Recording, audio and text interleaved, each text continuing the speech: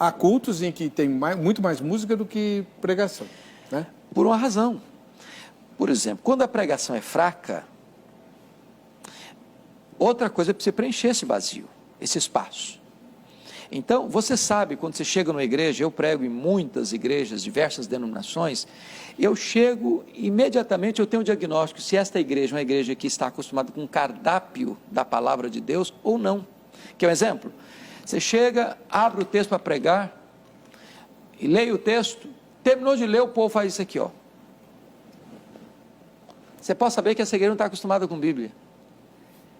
Ela não vai, ela não tem expectativa de que o pregador vai pegar aquele texto que leu e vai expor aquele texto. Porque tem pregador que lê o texto, vai embora o texto, nunca mais volta para o texto. Então, uma igreja acostumada com a exposição da Bíblia, ela vai acompanhar. E aí é maravilhoso, porque o pregador, se ele não pregar com fidelidade, o povo vai perceber, não, o pastor está pregando uma coisa aqui que não está aqui.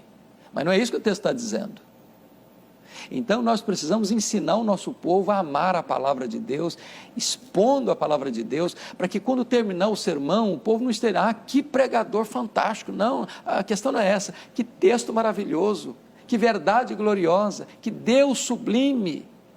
Então, não vai se encantar com o pregador, vai se encantar com a pregação. Eu acho que nós vivemos uma das grandes crises no Brasil, a igreja evangélica brasileira, com os púlpitos. Rasos, muitos rasos, outros que perderam a sua finalidade de transmitir com fidelidade a palavra de Deus. A maior necessidade da igreja evangélica brasileira é de uma restauração dos púlpitos, é de que os púlpitos voltem para as Escrituras, é que os púlpitos voltem a afirmar, assim diz o Senhor.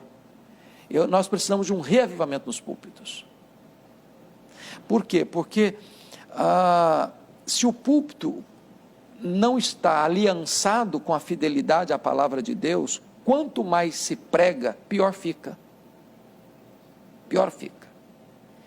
E infelizmente hoje há muitos púlpitos que torcem a palavra de Deus.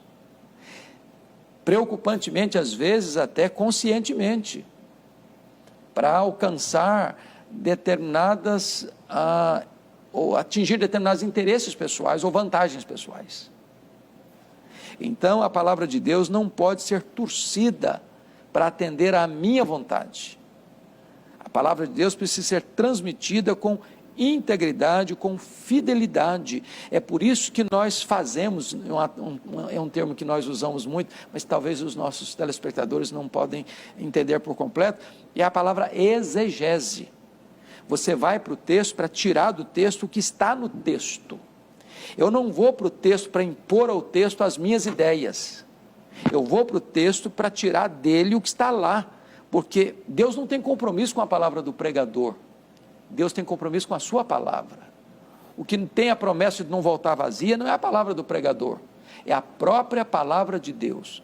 Quando o pregador não prega a palavra de Deus, ele se torna um falso profeta, porque promete em nome de Deus o que Deus não está prometendo, proíbe em nome de Deus o que Deus não está proibindo. Então é gravíssimo. A sua pergunta para mim é soleníssima.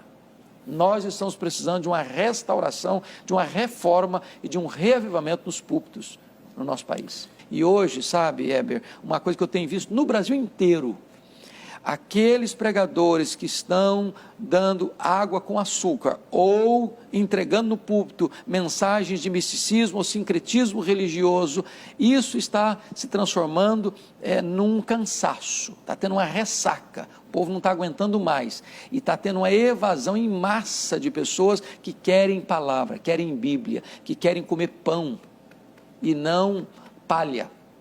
Isso é um fato que está acontecendo no Brasil inteiro. Amém.